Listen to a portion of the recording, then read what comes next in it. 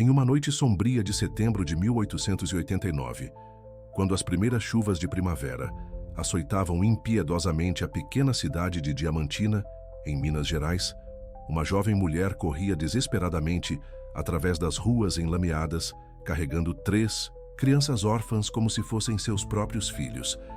Mas você saberia me dizer o que uma mulher faria para salvar 3 inocentes da crueldade de um mundo que não conhece piedade? Isabela Cordeiro, aos 24 anos, acabara de descobrir que sua vida inteira fora construída sobre uma mentira e que os 3 pequenos, sob seus cuidados, estavam destinados a um futuro mais sombrio do que qualquer tempestade poderia trazer. Porém, nas montanhas que cercavam a cidade, um homem misterioso acenderia um fogo que não apenas os aqueceria naquela noite gelada, mas mudaria o destino de todos eles para sempre. Isabela havia trabalhado durante 5 longos anos no orfanato São Vicente de Paulo, uma instituição dirigida pela viúva Constança de Albuquerque, uma mulher de 60 anos cuja aparente caridade escondia um coração de pedra. A jovem educadora, filha de um ferreiro falecido e de uma costureira que morrera de tuberculose, dedicara sua vida àquelas crianças abandonadas, acreditando genuinamente que estava servindo à obra de Deus. Com seus cabelos castanhos sempre presos em um coque singelo e seus vestidos remendados, mas sempre limpos, ela ensinava as primeiras letras aos pequenos, cantava-lhes canções de ninar e secava-lhes as lágrimas quando a saudade de pais que nunca conheceram tornava-se insuportável. Naquela fatídica tarde, enquanto organizava os registros do orfanato, Isabela descobrira documentos que revelavam uma verdade aterrorizante. As 3 crianças mais novas da instituição, Pedro, de 8 anos, Maria, de 6, e o pequeno João, de apenas 4, não eram órfãos comuns. Eram filhos de escravos libertos, que haviam morrido durante uma epidemia de febre amarela. E suas certidões de nascimento haviam sido falsificadas. A senhora Constança, em conluio com o juiz Teodoro Vasconcelos, planejava vendê-los como aprendizes para fazendeiros cruéis. Uma prática que, embora tecnicamente legal após a abolição, não passava de escravidão disfarçada. O coração de Isabela quase parou quando ouviu passos se aproximando do escritório. Rapidamente, escondeu os documentos e fingiu organizar os livros de leitura. A senhora Constança entrou com seu vestido, negro de seda e suas joias reluzentes, acompanhada do juiz Vasconcelos, um homem corpulento de bigodes grisalhos e olhar calculista. "Senhorita Isabela", disse a viúva com sua voz melosa que não conseguia disfarçar a frieza por trás, "o senhor juiz veio nos informar que encontramos excelentes colocações para nossos 3 pequenos protegidos. Partirão amanhã ao amanhecer." "Partirão? Para onde, senhora Constança?" perguntou Isabela, tentando controlar o tremor em sua voz. "Para fazendas respeitáveis, onde aprenderão um ofício digno", respondeu o juiz Vasconcelos, seus olhos pequenos brilhando com ganância. "É o melhor destino que crianças dessa origem podem esperar."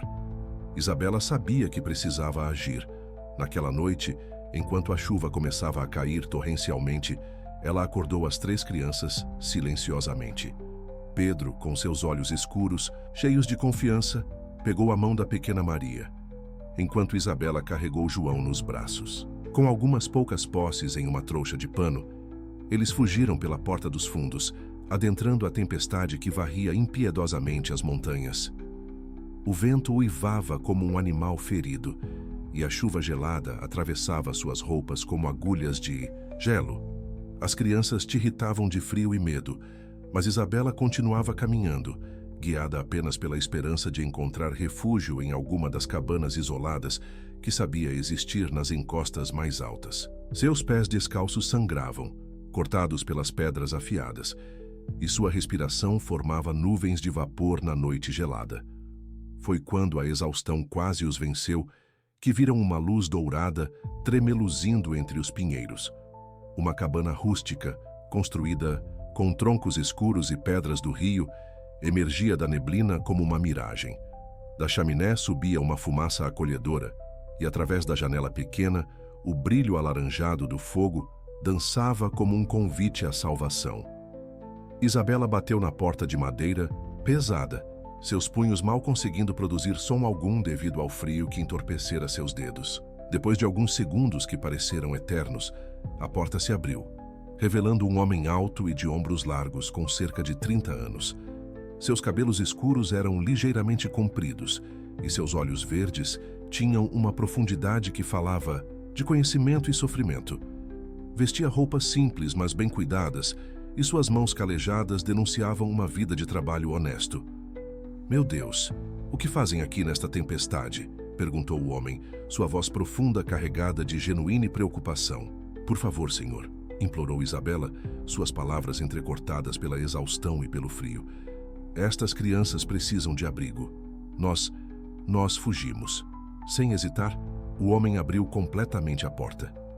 Entrem rapidamente. Meu nome é Gabriel Monteiro e vocês estão seguras aqui." A cabana era simples, mas acolhedora.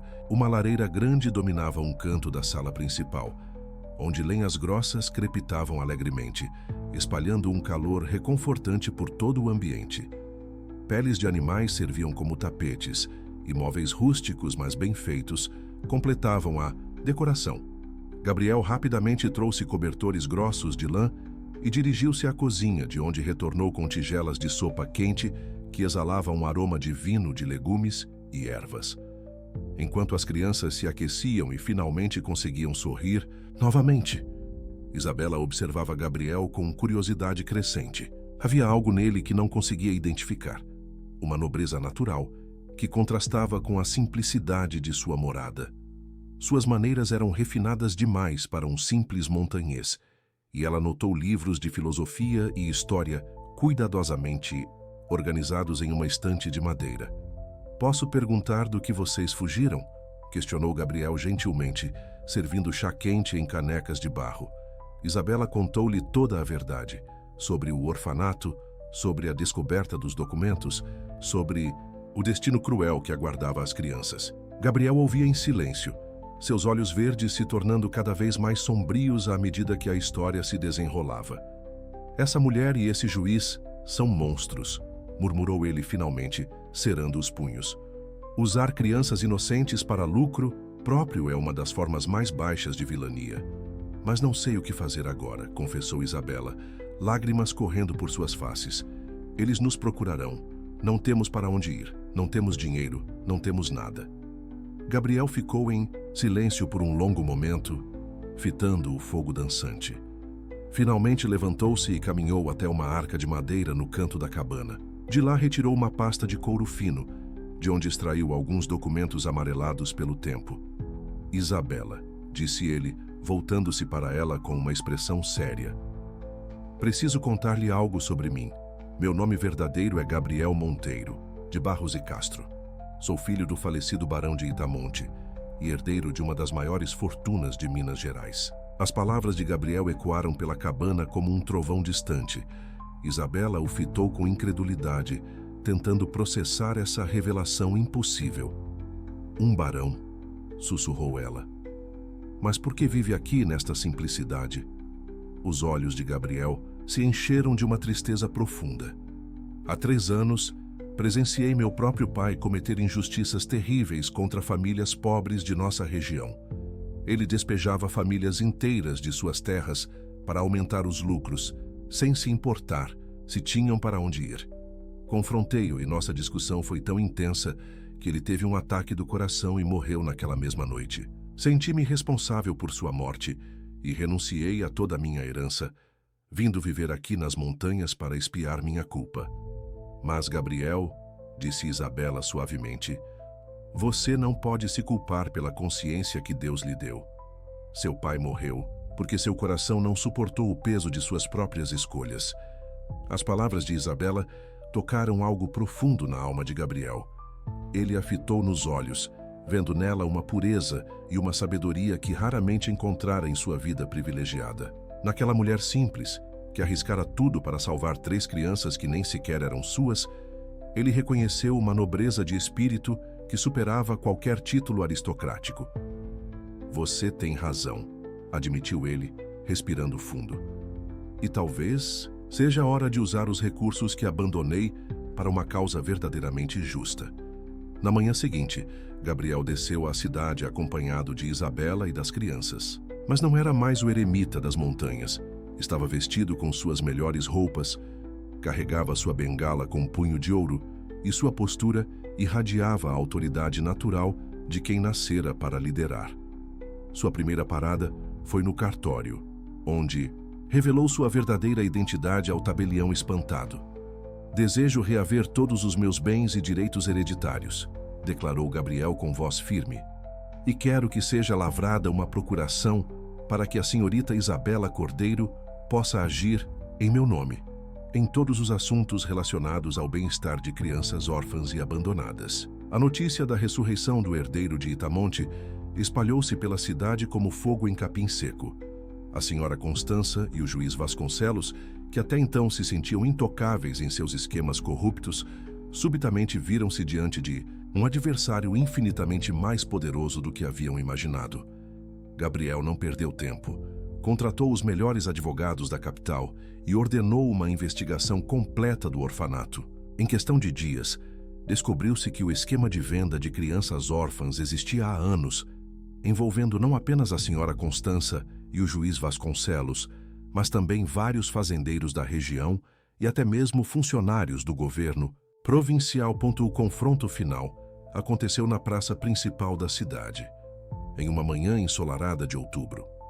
Gabriel havia convocado uma assembleia pública e praticamente toda a população de Diamantina se reuniu para presenciar o desenrolar dos acontecimentos. Sobre um palanque improvisado, ele expôs publicamente todos os crimes descobertos, apresentando documentos, testemunhas e evidências irrefutáveis. A senhora Constança, vestida de negro como sempre, tentou manter sua compostura aristocrática, mas sua voz tremia quando tentou se defender. "Essas são acusações infundadas de um homem que abandonou suas responsabilidades e agora busca protagonismo", gritou ela, apontando o dedo em direção a Gabriel.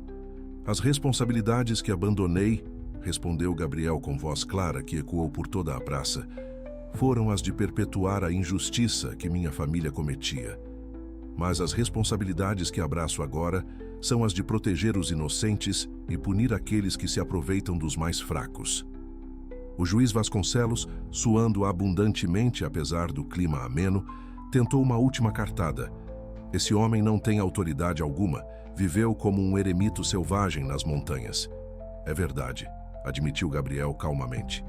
"Vivi nas montanhas, e lá aprendi algo que vocês nunca compreenderam.